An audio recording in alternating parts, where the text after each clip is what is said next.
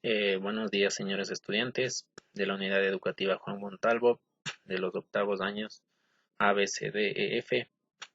Hoy les traigo un pequeño video sobre sobre el proyecto 1, sobre todo un pequeño refuerzo como material que les ayude en, en sus actividades.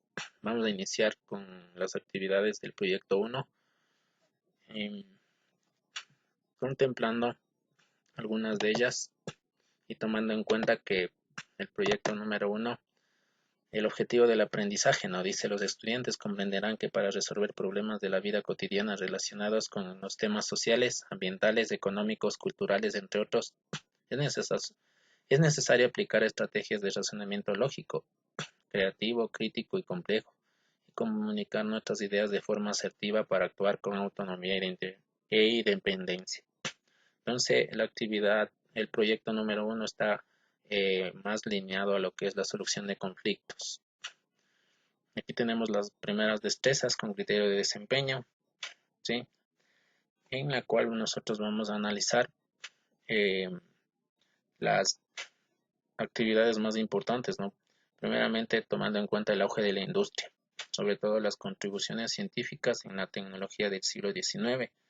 Aquí tenemos una pequeña línea de tiempo en la cual nos conduce desde 1860, eh, tomando en cuenta los diferentes eh, avances científicos que se dieron en aquella época. En 1859, el científico biólogo Charles Darwin descubre lo que es el origen de las especies. En 1864-1865, Louis Pasteur habla sobre lo que son los microbios y enfermedades, y también tomando en cuenta la pasteurización y tomando en cuenta la temperatura. En 1865, James Clerk Maxwell habla sobre la teoría sobre el electromagnetismo. En 1869, Dmitri Mendeleev eh, nos descifra la tabla periódica de los elementos. Para 1880, 1879-80, el tranvía eléctrico. Luego, en 1879, en el 81, la lámpara incandescente. Y para llegar a 1780, la primera revolución industrial, que fue un proceso de transformación económico, social, político, cultural, tecnológico en Gran Bretaña en el siglo XVIII. Bueno, en sí, hablando de la revolución no industrial, la palabra revolución significa transformación, cambios. ¿En qué sentido, no? En una industria, en un mecanizado de producción humano, es decir, la revolución industrial cambió la mano humana a la mano mecánica, es decir, la mano industrial. Fiel constancia de esas transformaciones, de esos cambios, tenemos en el siglo XVIII y principios del siglo XIX a lo que vendría a ser Reino Unido, ¿sí? Reino Unido, entre otros países muy importantes, vendrían a tomar en cuenta la revolución industrial. Las causas de la revolución industrial son algunas, ¿no? La expansión comercial, la revolución agrícola, la revolución científica. Desde aquí ya se van iniciando, ¿no? Y como una de las causas más principales, ¿no? Uno de los inventos más principales que nosotros vamos a destacar es la máquina de vapor.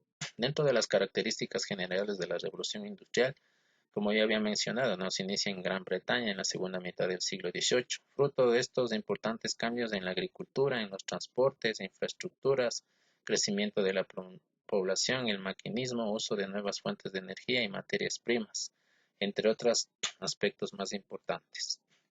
Dentro de como causas también tenemos consecuencias. Una de las consecuencias de la revolución industrial es la disminución del trabajo artesanal, el aumento de la producción de mercaderías manufacturadas en máquinas, creación en grandes empresas con la utilización de trabajadores que cobran salarios, aumento de la producción de mercaderías en menos tiempo y uso de gran cantidad de mano de obra infantil en las fábricas.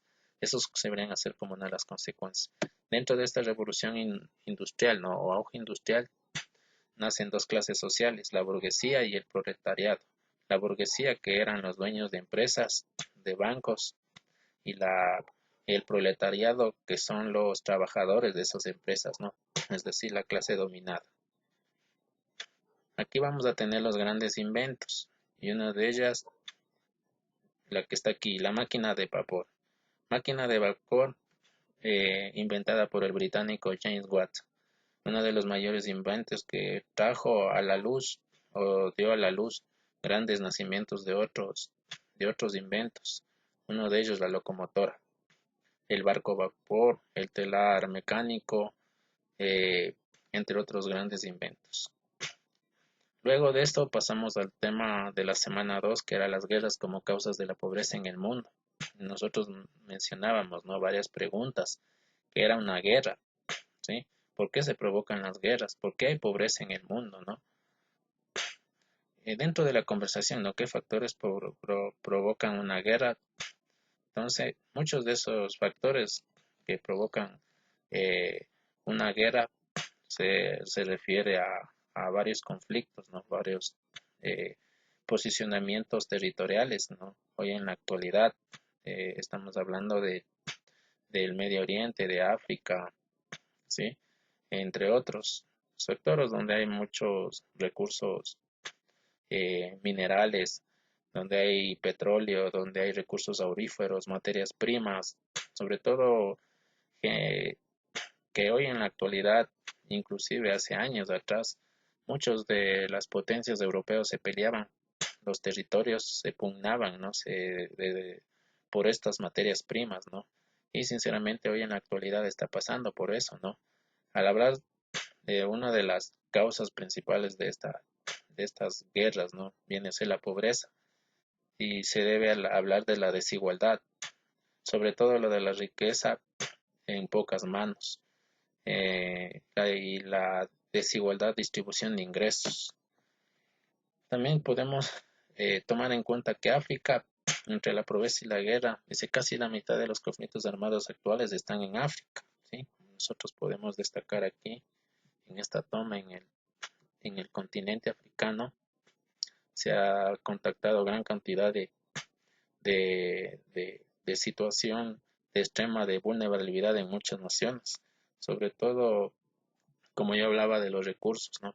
En estos sectores de aquí es lo que pugnan los recursos materiales, sí, sobre todo las materias primas, en donde países, potencias europeas, potencias norteamericanas dominan, ¿no?, ciertos territorios. Entonces, eso es uno de los problemas que nosotros podemos decir. Entonces, aquí podemos ver la gente, la eh, riqueza en pocas manos, es decir, los gobiernos han hecho de las suyas. La violencia es una opción de salida. La esperanza de vida mejor se pierde. Entonces, uno de los problemas que nosotros ponemos. Y al hablar de esto de la solución de conflictos, también podemos hablar de la conciencia humana. ¿Qué era el Renacimiento? ¿No? El Renacimiento es un movimiento cultural de siglo XIV y siglo XV en Florencia, Italia. ¿Cuáles son los personajes elementales del Renacimiento? Hablábamos de Leonardo da Vinci, de Miguel Ángel, entre otros. Pero a esta nueva corriente nosotros también lo podemos denominar humanismo, que es un movimiento intelectual que alcanzó su máximo desarrollo en los siglos XV y XVI, aunque tuvo importantes precursores en el siglo XIV. Lee el ejemplo, ¿no? Aquí tenemos El hombre de Vitruvio, obra del científico pintor Leonardo da Vinci. Y aquí podemos encontrar algunas características. Revalorización del ser humano, el antropocentrismo. Yo decía que el antropocentrismo es el centro el ser humano es el centro de todas las cosas, ¿no? Un ser humano que piensa, un ser humano que razona, un ser humano innovador, ¿sí? Entonces, a eso me refiero cuando hablo del humanismo. Fiel reflejo de este humanismo tenemos del nacimiento de la imprenta de Gutenberg, donde se imprimieron varios ejemplares que ayudó a las universidades de aquel entonces, sobre todo ayudó a la educación. La primera, el primer libro impreso en esta imprenta se llamó La Biblia de Gutenberg, ¿sí? Y este personaje que observamos aquí es uno de los representantes, ¿no? El padre del humanismo, Erasmo de Rotterdam, ¿ya? Luego tenemos ya terminando esto de la solución de conflictos, hablamos del imperialismo, ¿sí? La imagen que nos hace referencia nos hace eso, ¿no? Ver, nos hace reflejar al dominio de los países industriales europeos en distintos territorios del mundo. Es decir, que estas potencias lo único que querían es ocupar ciertos territorios por esta causa. Esto de aquí, la búsqueda de materias primas, lo que ya acabé de hablar, ¿sí? ¿Y esto cómo lo consiguieron? ¿Qué elementos le facilitó a eso? Las armas modernas, el ferrocarril, como yo ya hablaba del auge de la industria que con la máquina de vapor fue uno de los mayores inventos, el poder naval, estos, estos avances científicos que nosotros podemos observar aquí, el teléfono, el telégrafo de Samuel Moore y la radio, entre otros elementos, facilitaron el imperialismo, es decir, el dominio. Y aquí tenemos una comparación entre colonialismo y imperialismo, ¿no? El colonialismo, ¿sí? Hablamos de potencias europeas, España, Portugal y Holanda, colonias que les interesaba, ¿no? Sudamérica, sobre todo en especial Asia y África. El objetivo de ellos, ¿no? Aprovisionamiento de materias primas, administración indirecta mediante compañías comerciales, ausencia de conflictos entre estados.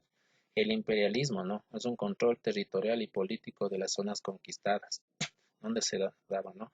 Ahora, en el mundo, ¿sí? En el mapa mundi, yo les había explicado que eh, eh, Gran Bretaña, Francia y Portugal habían concentrado su territorio, habían controlado, habían dominado gran parte de este territorio de África.